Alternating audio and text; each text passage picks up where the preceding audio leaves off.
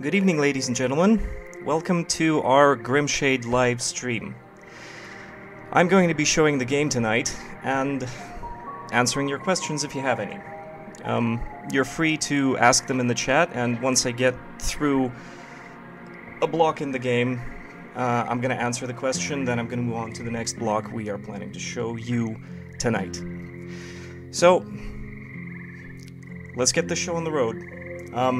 Before you, right now, is our second large zone in the game, the Arthur Marshes. We have 3 of those. They're pretty large. Each zone will have several locations. 10, 11, 12, close to 15 in some cases.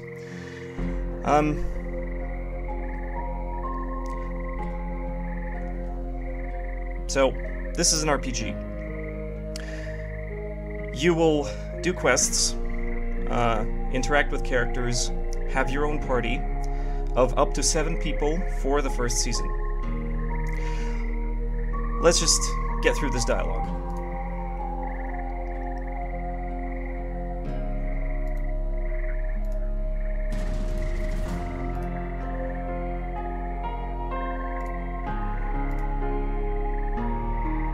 This is the very start of the zone. These characters just came from Braun after completing the main storyline in that location.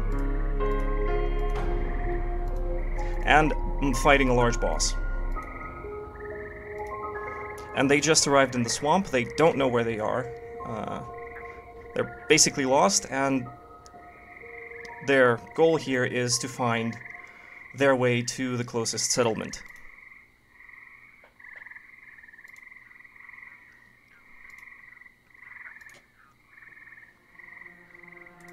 Okay, disclaimer, this is a very early build of the game. You are going to see a lot of placeholders in the user interface, some problems with the music, a lot of missing visual effects work, and when things aren't as clear as they should be in the combat system, I'm going to walk you through what is happening. So, obviously we have combat in this game. You engage combat by essentially running up to an enemy and clicking on it. And it takes you to our battle screen. Excuse me for a second, the music is a little too loud right now. I'm gonna turn it down a little.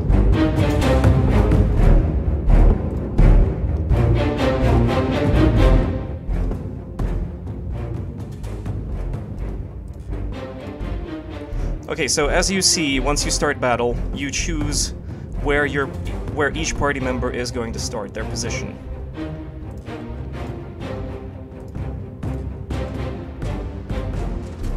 If you've followed the game, you're probably going to recognize every one of these characters that are on screen right now. Let me just do this. So from far right to close left, it's going to be Kiba, Alistair, Silly, and Charlie. We're going to be focusing on 2 of the characters today, namely Silly and Charlie. I'm going to be showing off some of their abilities and how they can interact with each other in combat. The other 2 characters we're going to save for later, but we are most definitely going to have character spotlights for them later. So let's start the battle. So I'm going to use Silly's basic attack here. She can do 3 strikes in a row, and she can split it between enemies, killing the snake outright.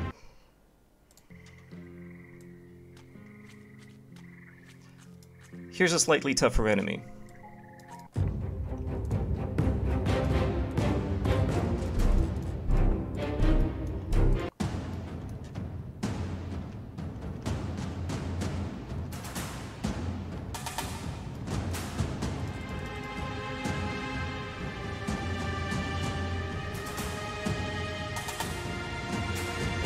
Now, the frog moved because its preferred position is the second row, and Silly now can't reach her with her melee attack. So we're gonna do that.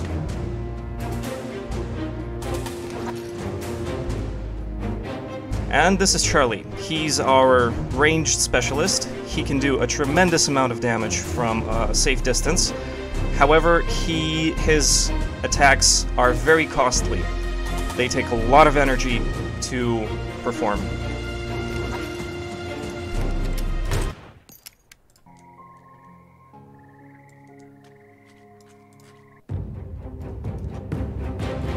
Let's see what happens in a slightly larger fight.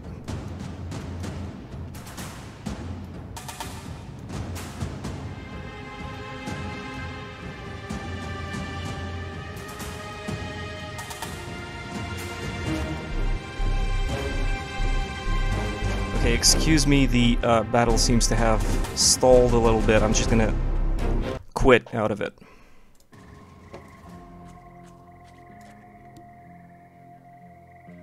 Oops, what's happening here?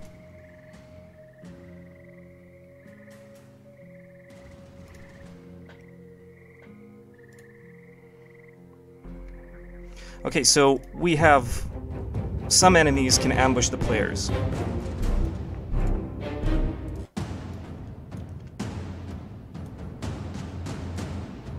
Okay, I'm sorry guys, I'm gonna have to restart the game because combat seems to have been broken down.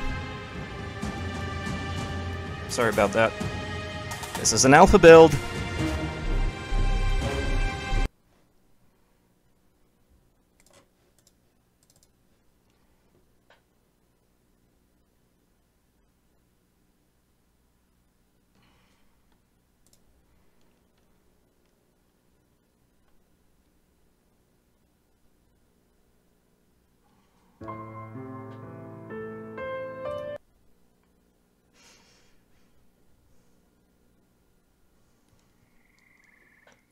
Alright, and we're back. Let's just get to that part with the large larva again.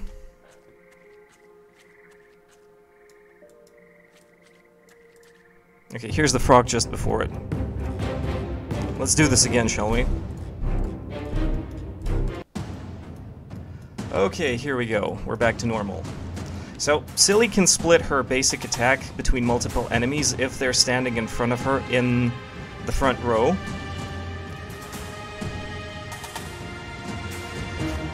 And she can split the damage between them, so none of those strikes go to waste on one enemy. Okay, I'm gonna skip Silly's and Alistair's turns and show you how ranged combat works here.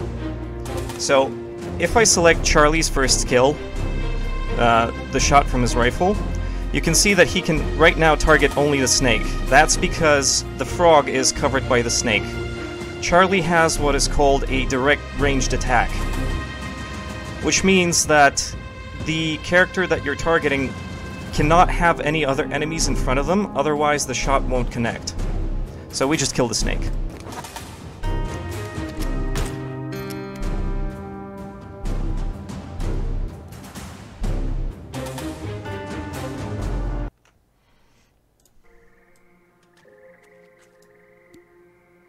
Okay, and here this is the fight with the larva again.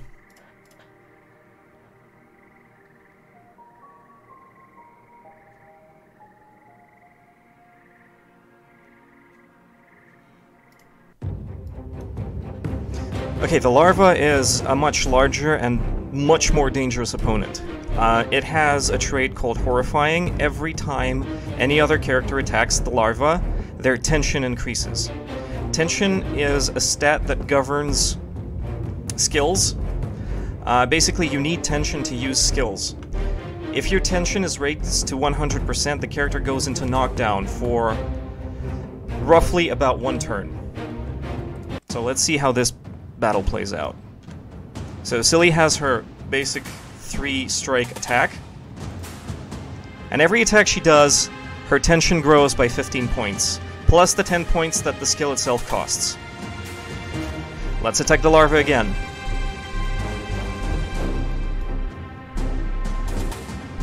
And Silly goes into knockdown. Let's see if Charlie can kill this thing.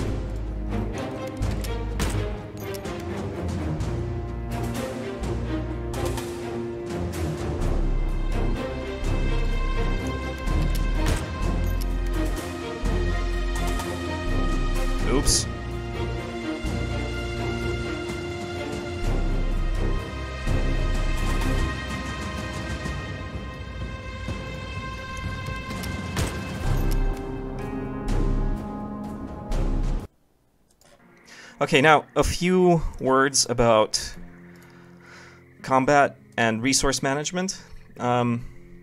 We have two main resources for characters in the game. That's hit points and tension. Hit points basically is the character's livelihood. When hit points drop to 0, they pass out in battle permanently. And they return to 1 hit point after combat ends.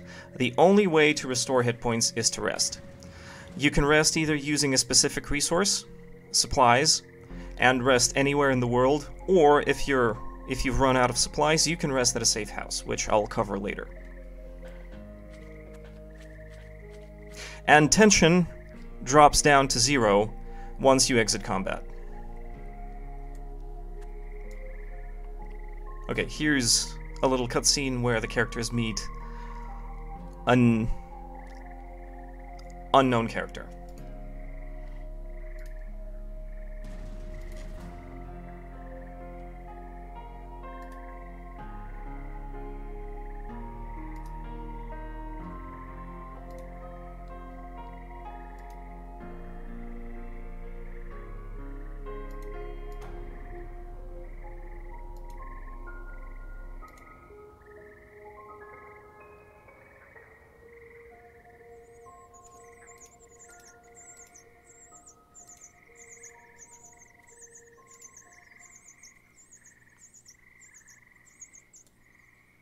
Alright, so that's basics of combat covered. Let's jump to another scene that's a little later into this zone, into the Arthur Marshes. I'll just show off a little bit of the questing gameplay.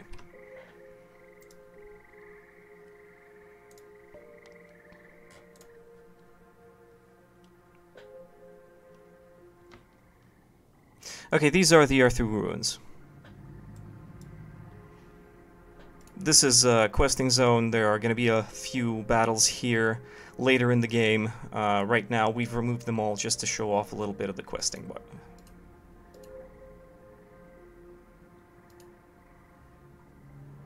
Okay, the idea in this location is that you have to find 7 keys, in this case 6, to open a passage under the fountain.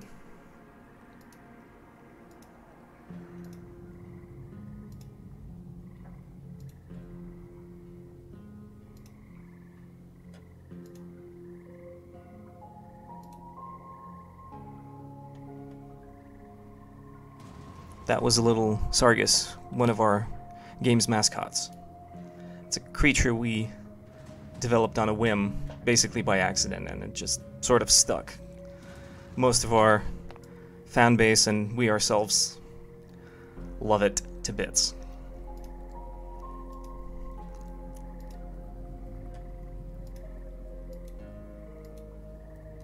Okay, so in the game, one of our goals was to add a little bit of interactivity and lore into the world itself. So there are a lot of objects in the world that will give you a small tidbit of text.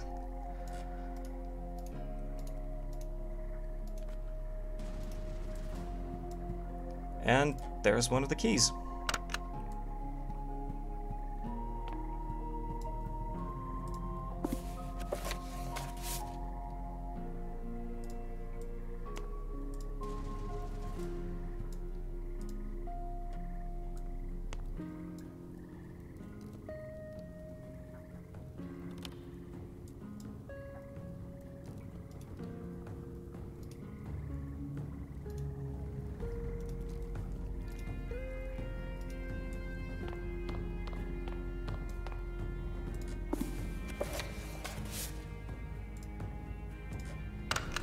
So, as you explore locations, characters will often interact with each other, talk to each other, banter, essentially just, you know, fill out their character, fill out the story of the world, the lore, basically everything you need to know, everything we think you would like to know.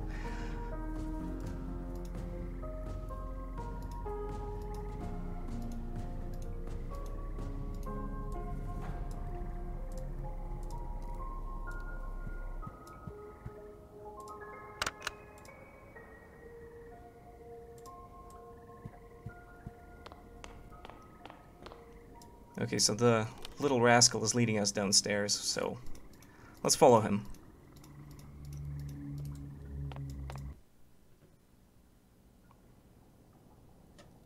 This looks like an old abandoned library.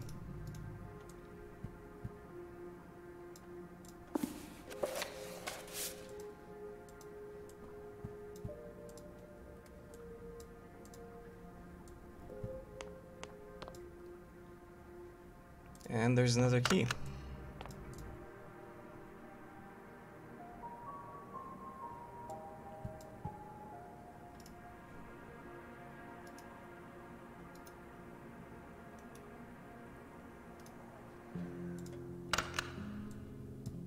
Okay, this is part of another quest. This is a side quest for Mondo. He goes around collecting different liquids, and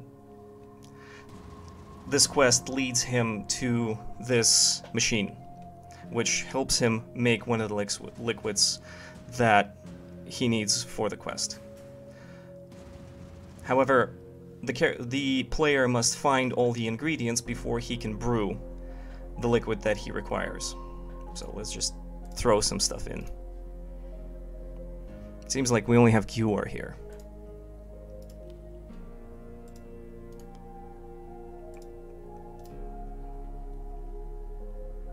Okay, let's start this up.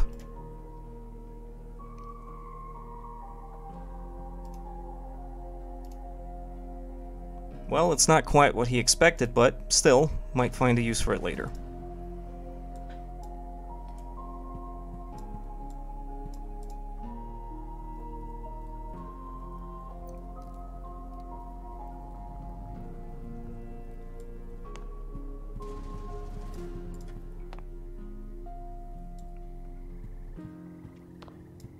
Okay, let's see. There's another key.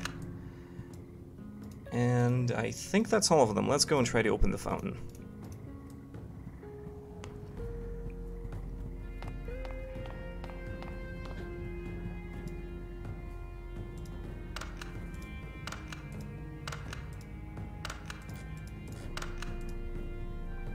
Alright, that seems to have worked.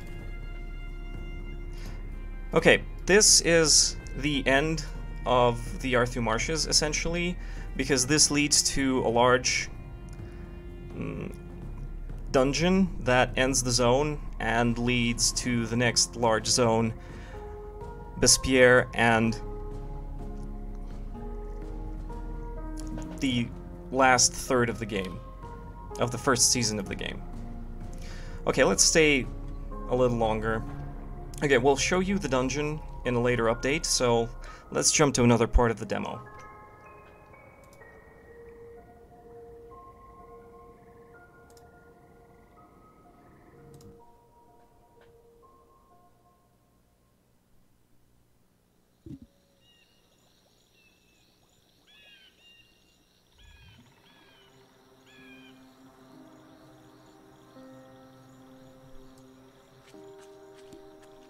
Okay, so here, this is the Far Marsh.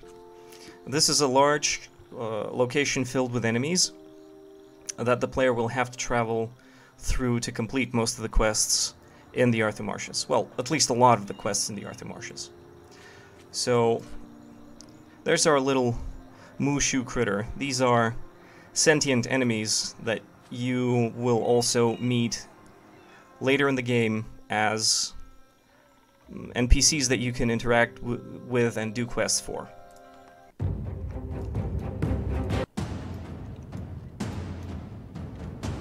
Alright, so let's do the fight. Well, that didn't do a lot of damage. So some of our enemies will have armor, which subtracts from all incoming damage values, making enemies much harder to kill.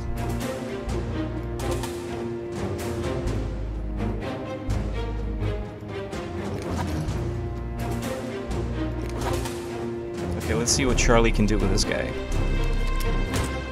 Well, that was pretty good. So, Charlie's basic rifle, has armor piercing, so he can ignore part of the armor an enemy has.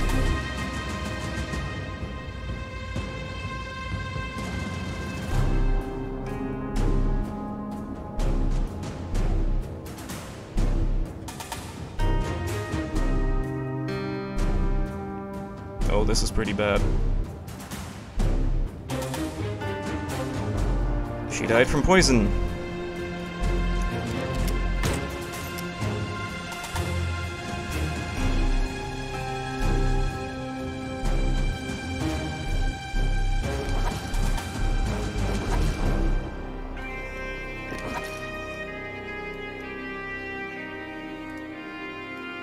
Alright, let's take out one of these guys.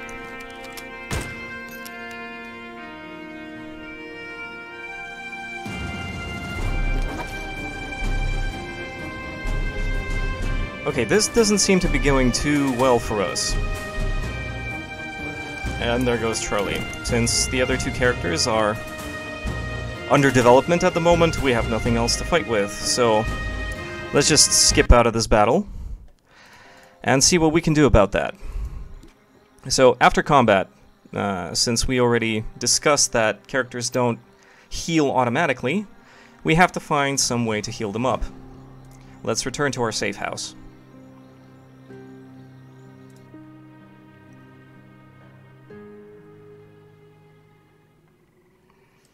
This is our safe house in the Lily Pond village. It's a small Elior village located in the middle of the swamp.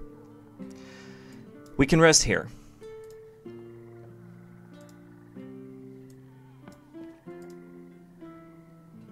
We could if it worked. Let me just restart this again.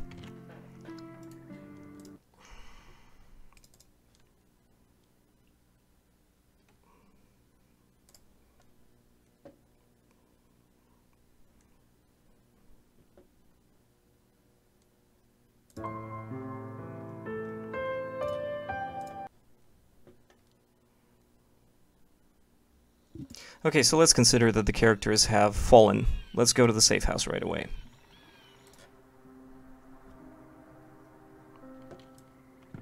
So the safe house allows us to rest, which restores our hit points. We can also change our character's equipment at any time in the game. Right now, most of the icons are placeholders, but let's switch things up a little bit. So I'm gonna equip a different main weapon for Charlie, and also a different main weapon for Silly.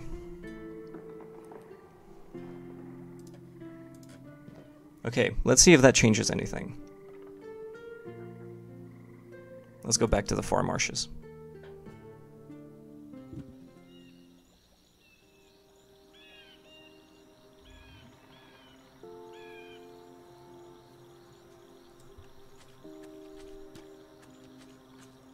Alright, let's fight this guy again.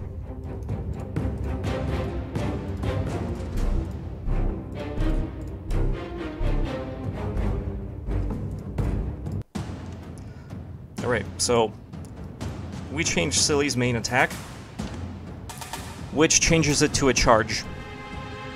It does more damage and has armor piercing. Also, it's a very fast attack, so this makes Silly very mobile, so she can attack and, in very short order, retreat back into the second row so that the melee character of the enemy can't reach her. And then we can do it again. She's taken much less damage this time.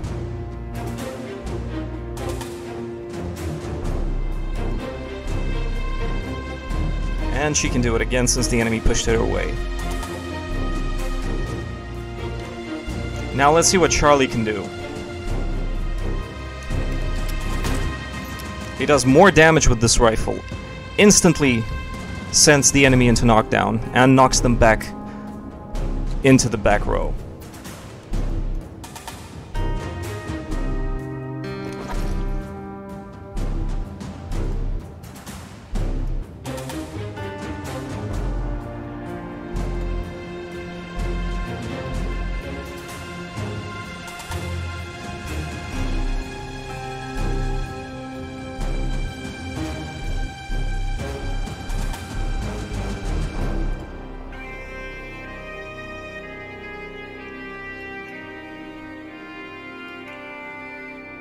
Alright, let's kill this guy. Silly also has ranged attacks.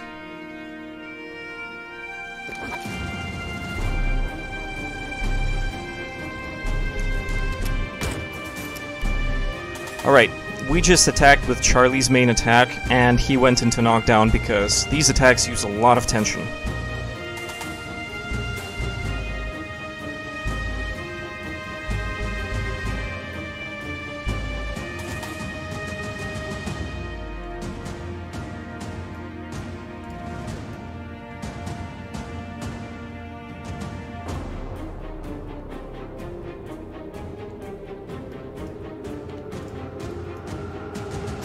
Oops. Now both of my battle-capable characters are in knockdown because I was mismanaging their tension rate levels.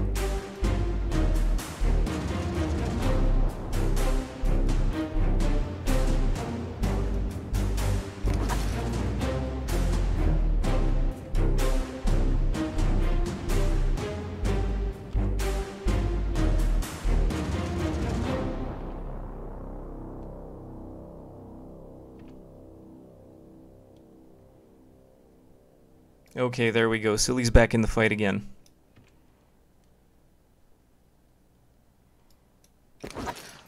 And so is Charlie. Let's kill these guys.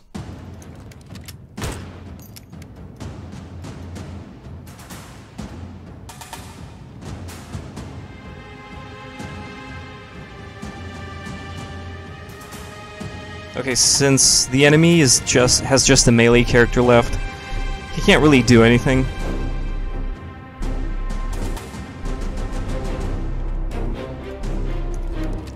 And let's just kill the last one. And that's a win.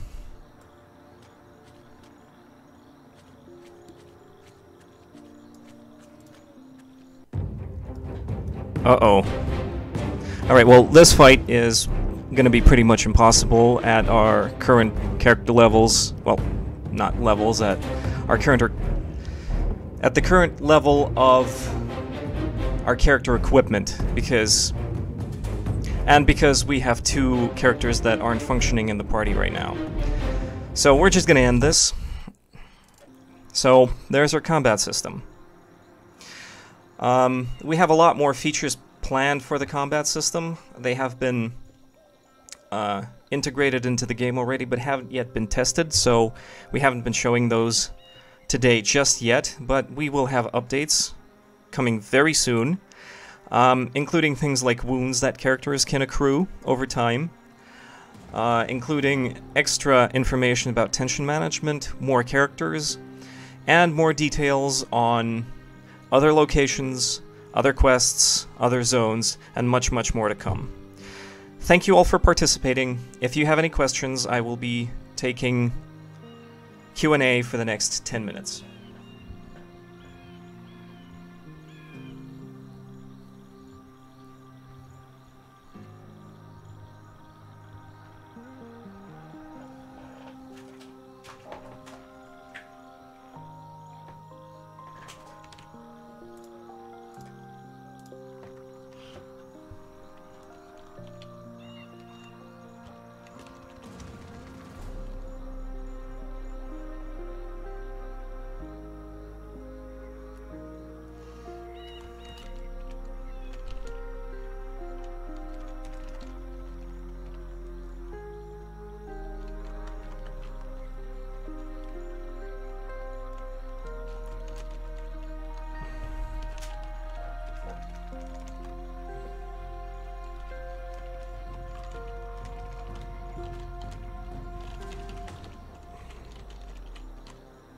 Okay, our combat areas are actually separate from each other. If you remember a game like Disciples 2, it's basically the same idea, only characters can move within their own zones. So you can't actually get behind a character unless you're using a special skill that allows you to jump to that character and backstab them. But backstabs are very much a thing in the game. Does that answer your question?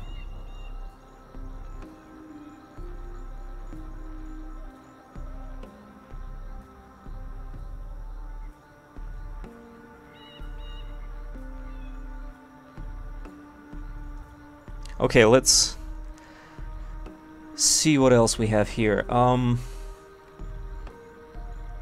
Yeah, the game is pretty hard, but also you have to remember that I was using only 2 characters. Like, battles are going to be a lot easier and quite a bit faster when the other 2 characters are also combat capable.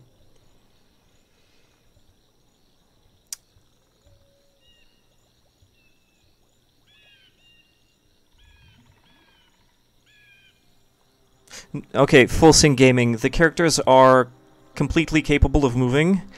It's just that, as I've explained, they can only move within their own fields. So if a character is standing in the first row of their own field, they can't move any further. But most characters in our game have either abilities that give them range capabilities or abilities that allow them to pull characters towards themselves. Okay, what else do we have here? Yes, it will definitely get much better as we continue to work on it. Again, this is a very early build. This is very, very, like, close to being basically a prototype.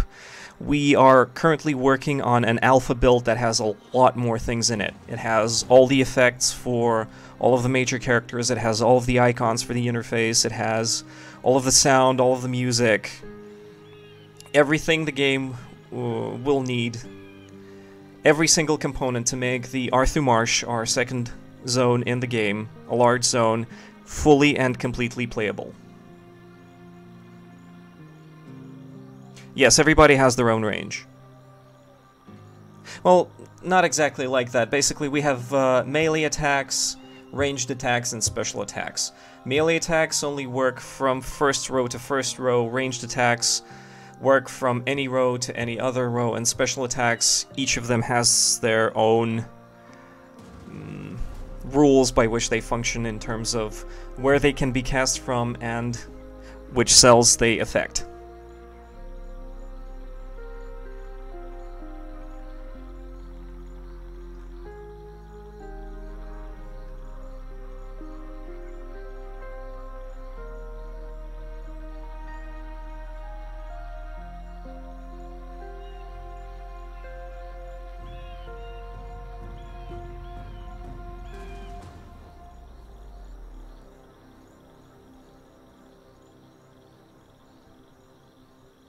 Everybody likes the bull.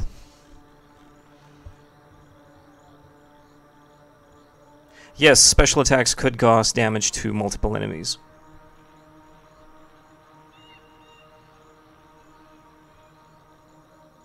Let me see if I can actually demonstrate that. Just a second.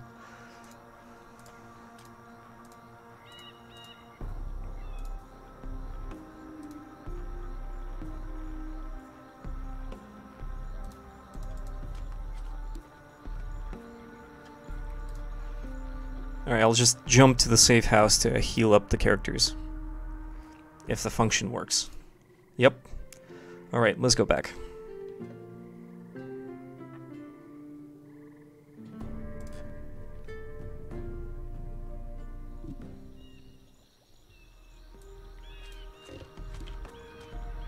Thank you very much, Compostin. Appreciate it.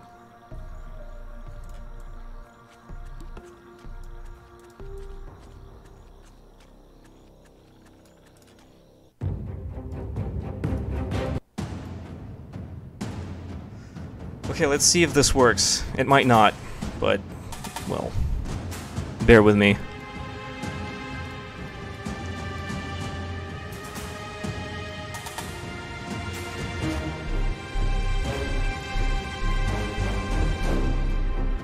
Okay, that seems to have worked, but I didn't do damage to any adjacent enemies. We'll look into that later, but okay. Let's see if Charlie's area of effect weapon works.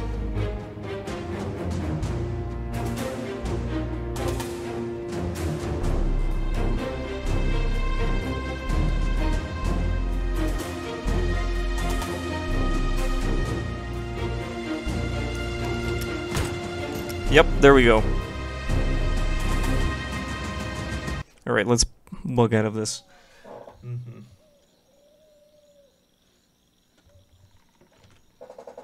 Okay, I can link the profile of our musician. Just a second. Let me just find it.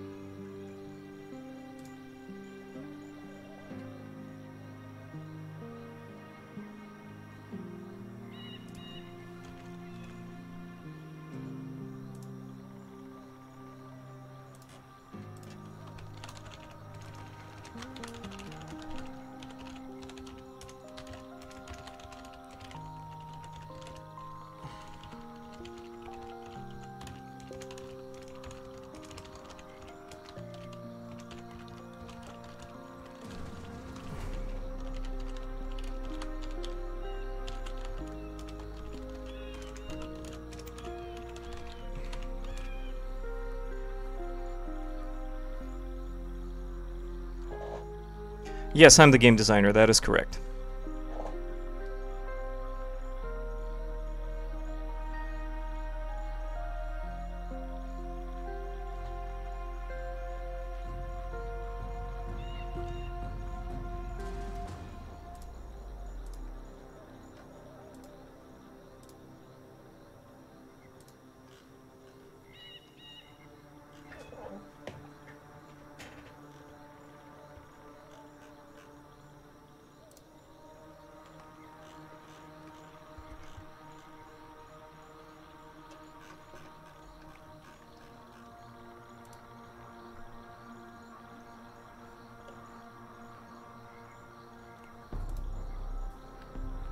Okay, I'm actually having a little trouble finding his...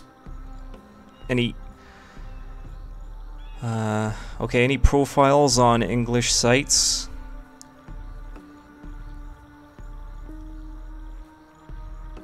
He has a very, very small footprint. Alright, tell you what. I'll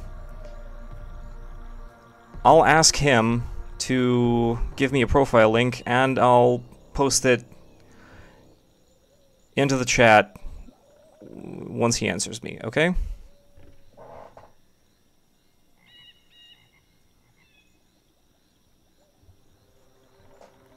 Well, the Kickstarter page leads to the Grimshade SoundCloud profile, which isn't his profile, so...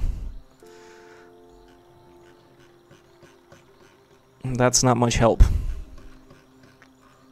Yeah, but he is very good. Like, very, very, very good. He has a lot of other work. Well, at least some other work, which is also very nice. And worthwhile hearing. Listening to. Okay. I guess if you guys don't have any more questions, I'm going to wrap this up. Thanks for participating. It was great. Bye-bye.